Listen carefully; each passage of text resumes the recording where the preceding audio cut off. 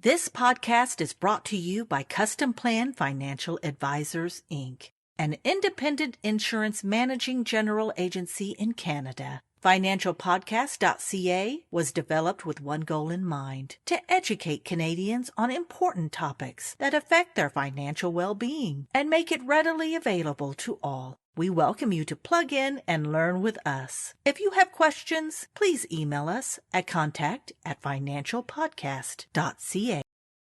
Hello, and welcome to the Financial Podcast. My name is Gary Poyer. The Financial Podcast is brought to you by Customplan Financial Advisors, an award-winning managing general agency that provides exceptional support and resources to the independent financial advisor. Please visit customplanfinancial.com to see all the resources that are available to you as an independent financial advisor. Today, we'll be focusing our discussion on the way financial advisors set up their financial practice. And we're extremely happy to have as our guest Irfanali Moledina from accounting firm RMI Professional Corporation in Calgary. Welcome, Irfanali. Thank you. Thank you, Gary, for having me. Irfanali, please take a few minutes and tell us about yourself. For sure. So, as you mentioned, my firm is RMI Professional Corporation. I started it back in 2011 after completing my articling hours with Deloitte, one of the world's largest accounting firms. So I've always been more entrepreneurial, and because of that, what I've always done is I focus more on small business. And so I left the big firm, went to start my own practice in a small firm with a partner at the time. And since then, we've managed to grow it to over 25 staff now, and we're servicing over 1,500 clients annually.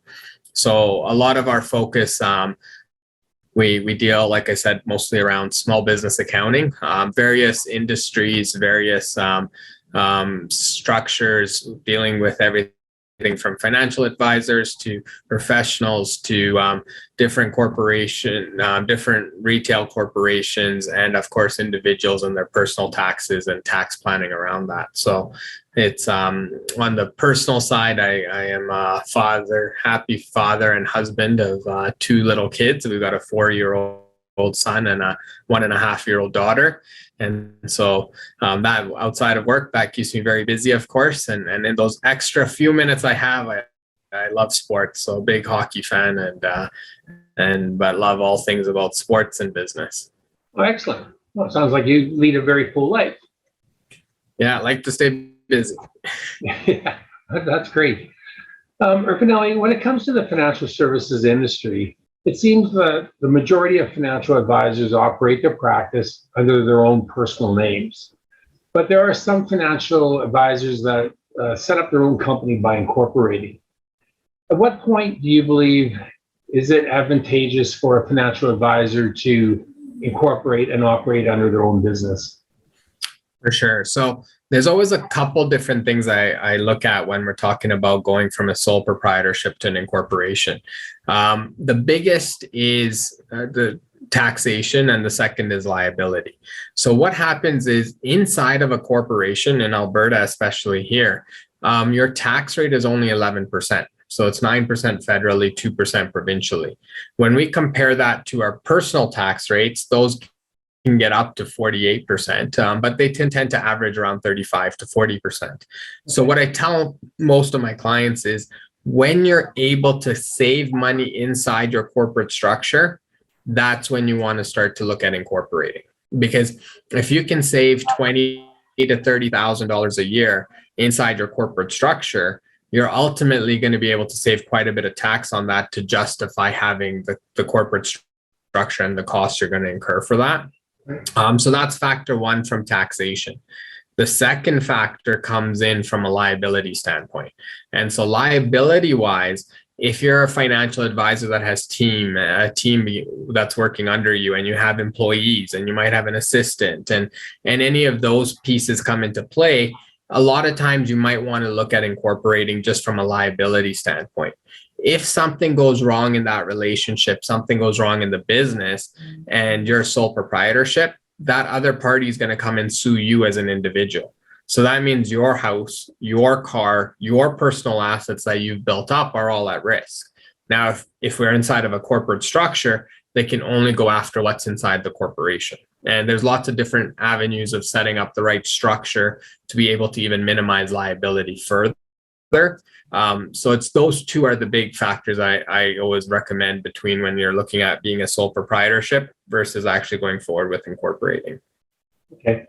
So if a financial advisor sets up an incorporate or sets up a company, incorporates, he has no personal liability at all. Like he doesn't have to sign a personal guarantee or anything. Mm-hmm. So what happens is when you incorporate, the liability stays with the corporation. But there are sometimes when a director can be liable, and that's mostly when you're looking at like things like negligence. So, for example, you have a little office and there's no railing going up the stairs. Well, that would be director's negligence because that's not making sure your space is in accordance with code, right? So if something like that occurs, then liability can still come out to you personally. But if we're talking your day-to-day general business activities, and I think in law, I don't know the full details of it, but there is something called like a reasonable man theory. And so if something would be done by a reasonable person and you've acted in that way, then liability doesn't always transfer over to the director. It stays within the corporation, right? There are a couple things specifically with CRA. GST, not a huge issue in the financial advisory services area, but the other one's payroll liabilities. So payroll liabilities with CRA is seen as a trust account. And so if you don't pay those liabilities to CRA, that liability follows to the director as well. Okay, well, that makes sense. Okay. When I was with the Royal Bank, I was an investment and retirement planner with the Royal Bank. I was considered to be an employee. Mm-hmm. So when is a financial advisor considered to be an employee by CRA? What are the conditions under which an employee or a financial advisor is considered an employee? Yeah, so it's a great question. And in financial advisory services, so if you are, let's say, working for another company, CRA looks at an element of contractor versus employee with a few different pieces. So the big things they look at is who's providing the tools. So for example, when you're working with Royal Bank, they're giving you an office, they're giving you a computer, they're giving you a desk, they're giving you all the tools you need to perform your service. And so that's one element. The second one is who's dictating the hours. So again, when you're at Royal Bank, they're saying we're open 9 till 3. You got to be here 9 to 3. They're dictating your schedule, your hours, right? If you're more of a contractor where you can be a sole proprietor or an incorporation, it's more along the lines of I'm making my own schedule. I'll set up my own meetings. I'll dictate my own schedule. I'll dictate when I get time off. And the ultimate big thing that CRA looks for is where is the risk? When you're working with Royal Bank has all the risk, not you as an individual. But if you're providing services to a small business owner, for example, the risk is with you, right? If you don't close that deal, there's no compensation, right? The risk ends up coming to you. So if the risk falls with you, you're more of a contractor. If your risk is with the employer, then you're more of an employee situation. Okay. Does it depend at all on the form of compensation? Like for instance, when I was with RBC, I was 100% commission, and yet I was still considered an employee. Absolutely. And it's the risk is part of it, right? But it also leads to some of the other factors, like I had mentioned, right? Like who's providing the office, who's providing the hours. Is it a clientele that you're out there looking for? Is it a clientele that they're bringing to the table, right? Is it, are you doing your own marketing? Like, do you have to go as Gary and do your own marketing as you as an individual? Or are you marketing RBC, Financial Services Plan, right? Like so CRA kind of takes a holistic approach. And especially if you're working for a bigger firm, the conservative approach is to make you an employee. And so in that kind of mindset, for sure, you would be, when you're in doubt, the default is to make you an employee, to take the conservative side. right? But it's in this industry, I think it is a bit more cut and dry. Like if you are working for somebody, there's a good chance that you'd be an employee. While if you are out there recruiting your own clientele and doing that kind of stuff, then you can be more of a contractor, and either as a sole proprietorship as an individual or through a corporation, right? Okay, well, that makes sense.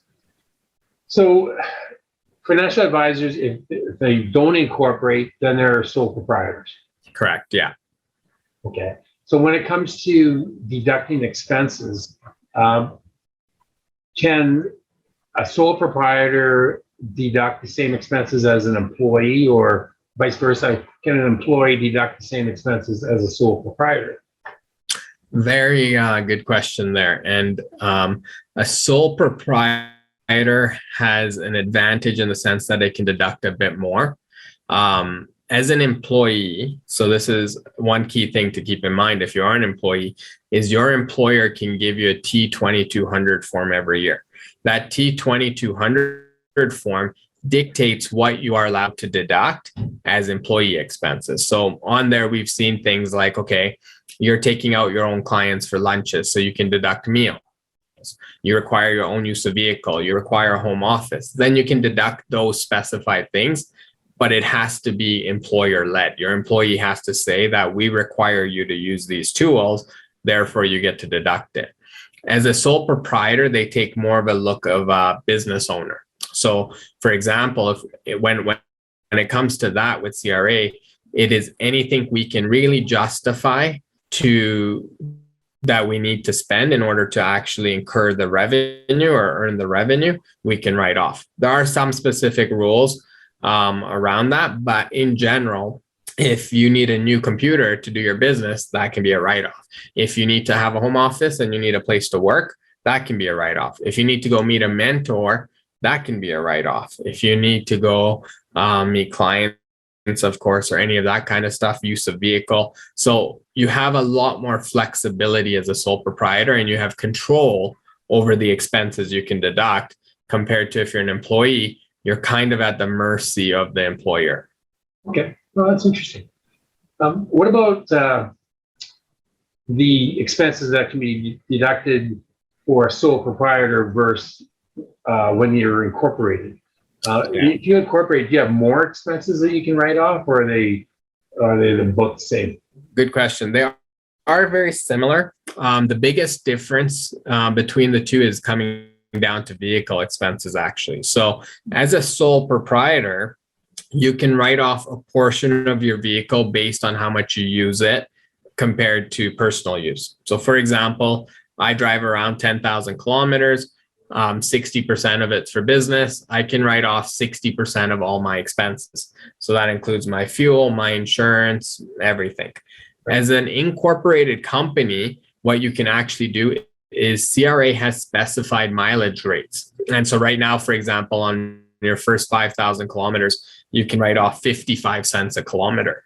And so that's supposed to cover your fuel, your insurance, your maintenance, everything for the use of the property or for the vehicle. And so what's nice is incorporated, you can take a little bit more advantage of something like that on that end.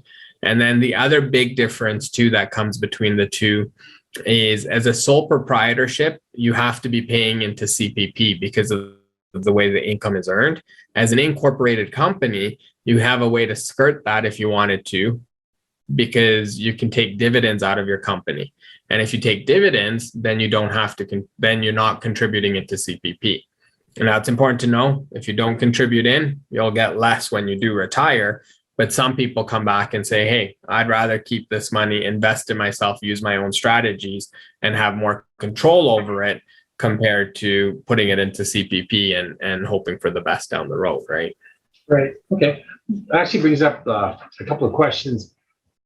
When you're incorporated, does the company have to own the vehicle, or do you own the vehicle yourself? Yeah. So typically I recommend owning it yourself. Now, if you're a different business, let's say you're an electrician and you've got 20 electricians working for you, then you might have those trucks for your employees in your business. But when you're running something your own business, a lot of times I recommend just having the vehicle owned personally and doing the mileage reimbursement. And the reason for that is if the vehicle is owned by the company, then you have to calculate a taxable benefit back to yourself. And so what that taxable benefit is, it's something that you get taxed on personally and the company doesn't get a deduction for it. Compared to when we're doing mileage reimbursements, what's nice is the company gets a deduction and you get that money tax free. So it kind of works out a little bit better when you go down that scenario. So that's usually my recommendation. And it raises less questions with CRA, less chances of audit, all of that kind of stuff is just a side benefit. Right. Well, that's interesting. The other question that came up was on the compensation side. Like you said, with it's an incorporated company. The question is, how much salary do you take? How much in the way of dividends? Is there a simple way to determine the split that a financial advisor should have between salary, dividends? Does it depend on the amount that they're earning? How does that work? Yeah, it's a very good question. And I'd say I take that on a case by case basis. And the reason being is there's a few different factors. So the first is the one that I mentioned, the CPP. That's a big one. If you don't, I have especially a lot of younger individuals aren't wanting to contribute into CPP because what's happening today is the rates are going up so quickly that it's costing you more. And as an incorporated company, you actually get hit twice because you're paying for the employer's portion plus the employee's portion. So that's one big factor. If you don't want to contribute to CPP, then right off the bat, we know, okay, it's 100% dividends for you. The second factor, if you say, well, I'm okay contributing to CPP, a lot of people will say, okay, you know what, I want to go to top out my RSP limits. And that's the next factor. So if you're doing that, you might say, okay, I'm going to take a wage of 120,000. I'm going to max out my RSPs.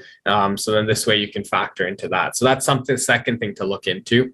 And then the third one is where the tax rates actually change as well. So if an individual is incorporated and they're earning their income through the incorporation, a lot of times what we'll say is they might make 150,000 in the year. And I'll say, okay, let's cut you off at 97 or 98,000 because that's where the tax rate jumps up 5%. And so we'll say, okay, take out the 98,000 as personal income and the other 50,000 you have in there, let's keep it in the corporation, open up a corporate trading account, and now we can invest through your corporation and it saves you from that extra tax, paying that extra tax up front. Okay. But that income earned on the investment is then taxed by the corporation. It does get taxed through the corporation. But at the end of the day, you're saving a bigger chunk of paying saving that tax money. So it gives you more after-tax money to actually invest. Okay. All right. Interesting. Is there anything else that financial advisors should think about when it comes to deciding, should I stay as a sole proprietor or should I incorporate? I think the biggest thing there is, again, the liability and the taxation on those two pieces and what the future plans are with the business too. So you might say, okay, I'm just starting out in this, but I already know that my goal is to grow this, have my own firm. I want to be able to have 3, 4, 5 people working under me. We want to be managing this big of a book of business. And in that scenario, you might say, you know what, let me just incorporate today because I know where I'm going with my plan versus somebody else who says, well, I'm not sure. I want to just test the waters, see how the first year goes, see how much money I make. They might say, okay, you know what, let me start as a sole proprietor for the year.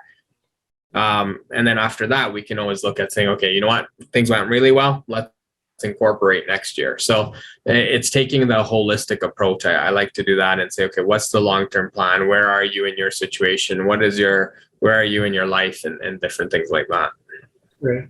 Okay. This probably pertains to any small business, but when you sit down with a client of yours and you're kind of looking out into the future with a client, how long of a time frame do you look out? Do you look out like 3 years, 5 years, 20 years? What should a financial advisor be looking at in terms of time frame? Yeah, for sure. I'd say all of the above. And so it's nice. What I like to do is kind of say, okay, let's take your 10-year outlook and say, what's the point of the short? Which direction are you going with your business? Which direction are you heading into your life? And it really depends too. If you're in your 20s or your 30s, there's a lot more changes that happen in your life during that segment, right? Where if you're in your 20s, you might be getting married, you might have a big wedding to pay for, you might have a house you're going to be paying for. You might, if you're heading into your 30s, maybe it's kids, and a lot of those life changes happen.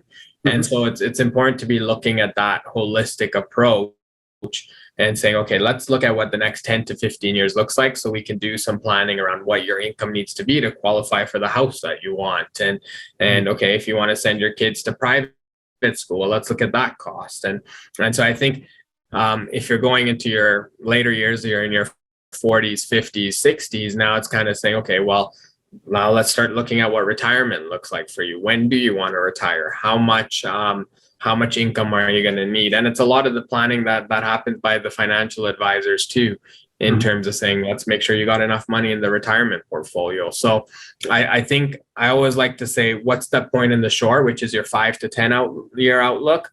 And then let's bring it more home and say, what's your 1 to 3 year outlook? And that 3-year outlook is really important, because when you're a sole proprietor, when you're an incorporated business, you want to look at buying a property, for example, it's at least 2 years worth of notice of assessments the banks are always looking at. So you need to at least say, okay, I want to buy a property in 2 or 3 years, which means today we need to show high enough income to make sure that we're qualifying for that, right? Right. Okay. So going out into the future, when a financial advisor decides he wants to retire and he wants to sell his book of business, does it make a difference whether he's a sole proprietor or incorporated at that time? And is one better than the other? For sure. So there is a difference. And what happens is a book of business is considered goodwill, I guess, in CRA's mind. And so what's nice is you do get the capital gains deduction on the sale of business. So let's say at the end of the day, you go on a book of business, you sell it off for $1 million. As a sole proprietor, 50% of that $1 million comes into income. So you can imagine having $500,000 of income in 1 year is not going to be cheap from the tax standpoint. And so doing the same thing through a corporation gives you a bit more flexibility in terms of deferring some of those taxes. So you might say, as a corporation, $1 million book of business, $500,000 becomes taxable to you. The nice thing is you still pay your 11% rate on the $500,000 as long as you have no other income. And then what happens is you now have the flexibility of how long you're going to take that money out of your business. So on the personal side, where we have our highest tax rates, you can defer that for 1, 2, 3, 4, 5 years even, and say, okay, I'm going to take income of $100,000 a year for 5 years. And this way you can stay in a more reasonable tax bracket compared to being thrown into the highest tax bracket right away. So for sure, if you're growing a book of business, there is more flexibility and more options being incorporated. Right. Okay.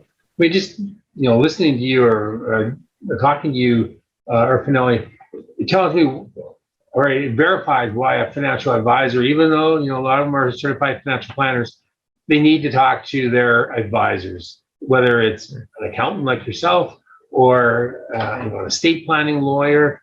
Just because you're a financial planner or a financial advisor, you still need those advisors as well for yourself.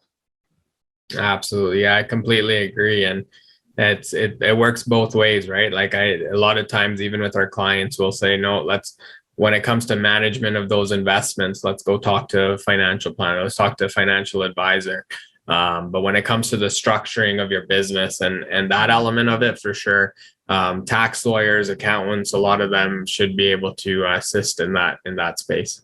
Yeah, especially if the financial advisor is really serious about building his business, his book of business. There's a lot to think about, and it's not just what's happening today. It's what's going to happen in the future. So, Absolutely. okay, flipping to the expense side of financial advisor's life. A lot of financial advisors will set up an office downtown, for instance. And so when a financial advisor does set up an office at a location downtown, what are the basic expenses that he or she can write off? For sure. So as soon as you have an office, so of course your rent that you're paying or your lease payments, that can be written off. If you're stuck paying some of the utilities, or there's the taxes that get pushed to the tenants. So any of those expenses incurred to run that space become a write-off. Now, setting up the office is very interesting because the furniture you buy, if you do any leasehold improvements, that's all a write-off, but it's more capital items. So what happens with capital items is you're writing that off over time, right? So for example, you go buy new furniture for your office, CRA's rates for that is 20% a year, with the first year being half the amount that you get to write off. So you buy a $1,000 desk, first year you get 10% write-off, which is $100. Second year, you'll get 20% of the remaining 900, and so on. So it's really important to know when you are setting up a new space, if something is considered a capital item, which is going to be something you're going to use for more than a year, you're not going to see 100% deduction on that, which means you might actually be paying some extra tax. If you go use all your income that you've made, you'll now be stuck with a tax bill that you won't have the cash to actually pay. So it's important to plan that out as well as you go. So, but otherwise, any supplies you buy, any furniture, any rent, even if you're paying for parking, for example, like things like that can all become a write-off because it's something that you're incurring an expense to earn some revenue. Okay. And it doesn't matter whether you're operating under your own name versus incorporated. The expenses are pretty much the same. It's still the same. Yeah, you got it. Okay. And I guess it would be the same thing for somebody that didn't have an office downtown, just worked out of their home and have their clients visit them, same expenses. Yep. And at home, what's nice is you can write off a portion of your home expenses. And so what that means is if you're renting, a portion of your rent. If you own it, it's a portion of your mortgage interest, utilities, property taxes, insurance. And so the portion that you get to write off is basically we take one room, which is an office, and that square footage divided by the whole house can be a write-off. Sometimes not so much in a financial advisor scenario, but it might come up where maybe somebody's storing and using half the garage for books that they want to give to their clients or things like that. Then you can write off a bigger percentage based on what the usage and how much space is actually being used compared to the whole house. Okay. What about where the financial advisor has an office downtown and operates out of his home as well? Can he still write off the home expenses? Yep. And so what CRA will look at in that scenario is how much time are you spending at home? And so let's say, for example, we say 50% of the time is at home, then the office deduction is still okay, but the home deduction might be reduced by that 50% because only half the time is actually being used. It does become a bit of a gray area where we have gone to argue with CRA in some of those instances, and saying that, okay, well, depends on what the usage is. If there is still storage involved or different things like that, then you can creep up that percentage a bit more, which is always nice. Okay. What about when it comes to meals and entertainment? I take it that the financial advisor can't write off his own meals, but what about when he takes a client out? What are the rules with regard to that? For sure. So what's nice is meals and entertainment. What CRA's always done is they've said that meals and entertainment, you only get 50% as a deduction. So for example, you're running a company, let's say it's incorporated, you go out, it's $100 meal because you took somebody out. The deduction's $50, but what happens is the expense can still be incurred by the company. So if you're incorporated, there's a big advantage there because you're not taking that as personal income. Now, when it comes to what expenses qualify, a lot of times it's are you meeting a client? Are you meeting a mentor? We're meeting a referral partner? So a lot of times, anytime you're doing a meeting, they would qualify. If you're going to Tim Hortons and buying a coffee every morning, no, that's not going to be a deduction, unfortunately. But what happens, and especially with financial advisors, is there may be travel. And so let's say you've got clients up in Edmonton, you're living in Calgary, and you go up to Edmonton for 3 days. The meals you're incurring while you're there, that can become a write-off because you're outside of your home territory. So even if you're by yourself, you can still write those expenses off. Oh, okay. Well, that's good to know. Mm-hmm. What about when I, as a financial advisor, I have a membership at a golf club or some other recreational facility, and then I take a client golfing. Now, first of all, is my membership dues deductible? So as I had mentioned earlier, when you're a business, any expense we can justify to CRA that we need to incur to have revenue, we can typically write off with a couple exceptions. And you nailed the two big exceptions. One is meals, where only half of it gets written off, and the other one tends to be golf dues. So any type of golf dues is also non-deductible, unfortunately. And it's something, I don't know, I disagree with it, and a lot of business people do, of course, because a lot of business gets done on the golf course, but it's something that's been in place for many years. And when you have golf dues, again, it can be incurred by the company, and so you can save money by not having to make it a personal expense, but the company cannot write that off. So that goes back into income, and you would pay the taxes on that side. Okay. What about if I take a client and I pay for his green fees? Is that deductible? Unfortunately not. Yeah. Anytime you've got green fees or memberships to golf, they're not deductible. Okay. But if I buy a client a drink afterwards, 50% of that is deductible. You got it. The other thing you could do is you could buy your client a gift for up to $500, and it could be a gift card to a golf place, and that can become deductible. So you are allowed to give clients gifts, and CRA's cutoff is typically saying it's a one-time gift up to $500 between clients, employees, all of that can be non-deductible. But you have to be careful, because if there is a monetary amount, so for example, you give a employee a $500 visa, then they'll consider that compensation. But if you can do it in the form of a gift, then you can, for example, you might go and say, okay, here's a gift for 3 rounds of golf, compared to saying, here's a $500 gift card, right? And if you do something along those lines, then it can become deductible up to that value. Okay. That's kind of interesting. Now, I'm a certified financial planner. When I renew my designation, that is deductible. Absolutely. Yeah. Any learning you do, any renewal, any fees for that kind of stuff, that's 100% deductible.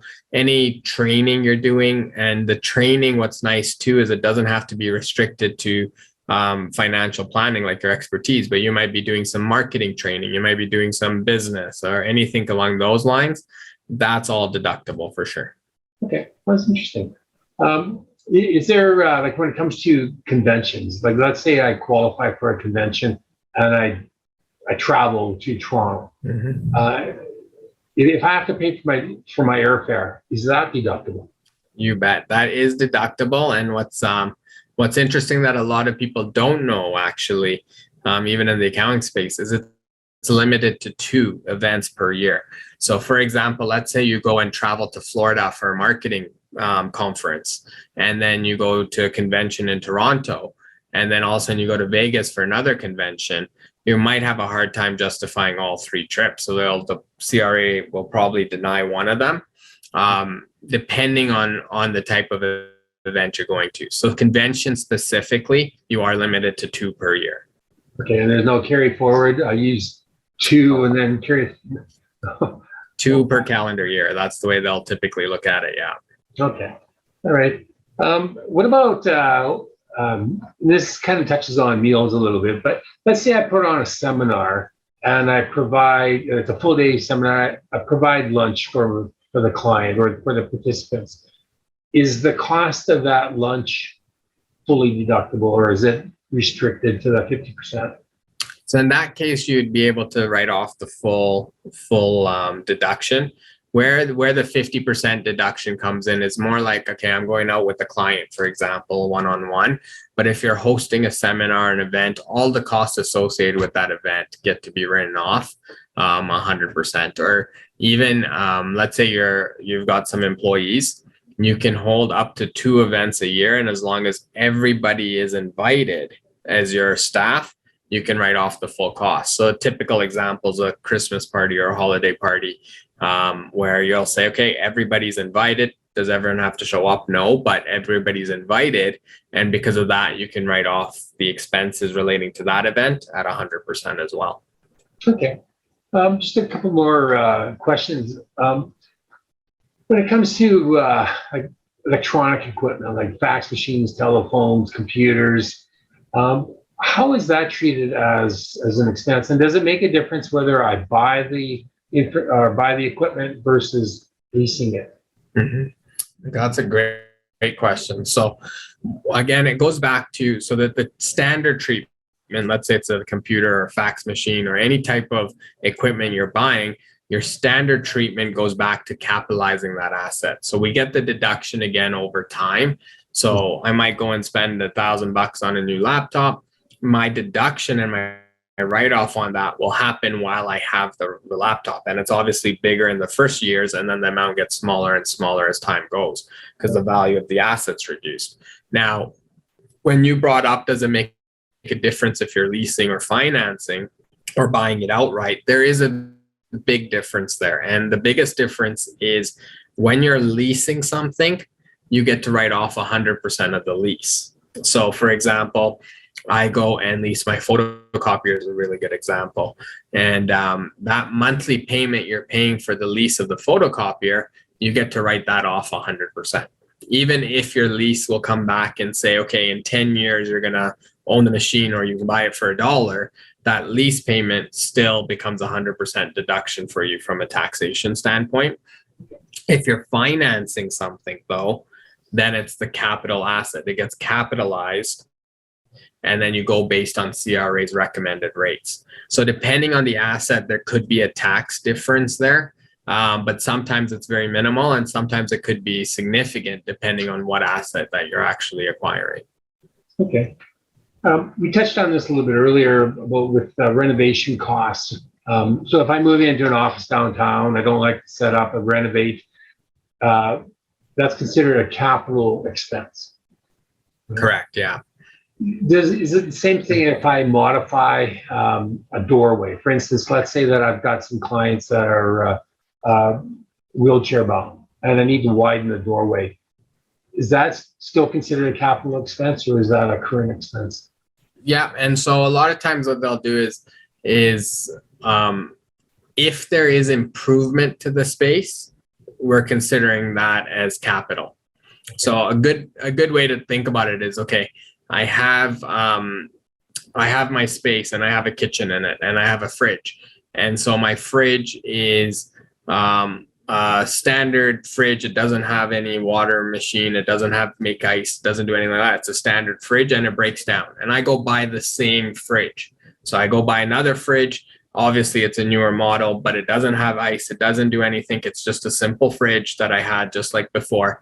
That would be considered a repair or a replacement. And that one you get 100% deduction on. But if all of a sudden my fridge breaks down, so I go get one that's like a fridge that's twice as big and it's the top of the line and it does everything, because you're improving it, now it's considered an asset.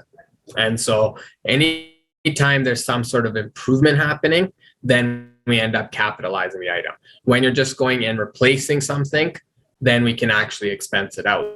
So in your example, let's say we just have to widen the doorway, but it's still the same doorway. It doesn't increase the value of the space, doesn't do anything there. We can probably get away with calling that more of a repair and getting 100% deduction versus actually capitalizing that and getting a deduction over time. Wow. Another good example of why a financial advisor should have a chartered accountant, somebody like yourself, as opposed to trying to do his or her own taxes and Absolutely figuring things out. Because I mean, today you've added like a ton of value to a financial advisor's life, and so great insight, great value. So thank you for all that. No Is there anything else that you want to mention that financial advisors should know before we wrap up? Yeah, and I think like you're saying, the most important piece I think is have the discussion with a good accountant up front. A lot of what I see a lot of times is somebody coming back to me after the fact, and the problem is you can't change the past. You can change your structures, you can do things, and you can change it going forward. But if you've already grown a big book of business that's already $500,000 and it's all under your name as an individual, your taxation is going to follow you that way. And so there are techniques to reduce and minimize, but ultimately, if you can start sooner, have a conversation with somebody who's good and knowledgeable in the space and do that planning up front, it's going to take you miles ahead. And I think the other big thing, know your deadlines. As a financial advisor, it's similar to other professional services where a lot of times running a good business, you get so busy and you're busy servicing your clients that you forget about yourself. And so what I've seen a lot with financial advisors is they're doing great, making really good money, but they forget about their taxes. And then they come back 3 years later and say, okay, I got to catch 3 years of filings. And all of a sudden their tax bill is making them go work twice as hard, even though they're already working really hard. And so avoid those penalties because you want to make sure you're hitting your deadlines. If you're a corporation, you have to pay your taxes within 3 months of your year end, and your tax deadline is 6 months of your year end. If you're a sole proprietorship, your taxes are due by April 30th of the following year, and your tax returns due by middle of June.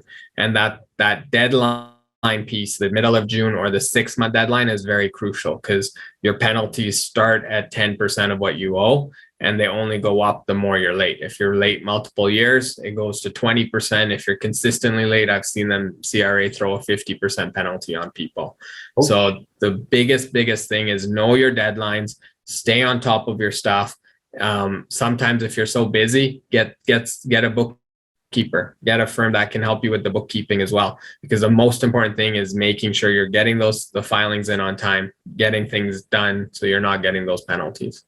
Yeah, great advice. I didn't know about the severity of the penalties, how they increase. So. Yeah, and it adds up, and that's what a lot of people don't realize is you get a tax bill of 30, 40,000 and you haven't filed for a few years and you get hit with a 50% penalty. That's an extra $20,000 that you're getting hit just because you didn't file on time, which you got to be careful of. Yeah, for sure. Okay, well, it looks like we're just about out of time. So thank you again, Irfanali, for being our guest today. You've provided us with a ton of insight and value. One of the best guests that we've had. So thank you very much.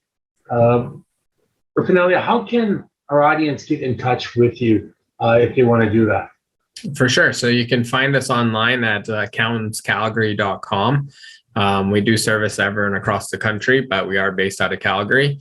And of course, you can email us at info@rmiassociates.com, or you can reach us by phone at 403-457-4232. Okay, excellent. Right, and I want to thank our sponsor, Customplan Financial Advisors. Customplan Financial Advisors is an award-winning MGA providing exceptional support and resources to the independent financial advisor. Please visit their website at customplanfinancial.com. This podcast will soon be available on YouTube, Spotify, and at financialpodcast.ca, and all previous podcasts are available as we speak.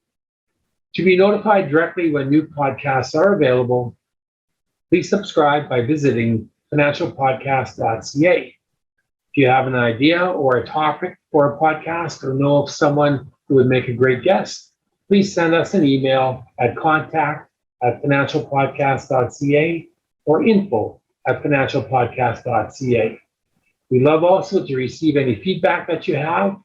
Thank you again, Irfanali, for being our guest.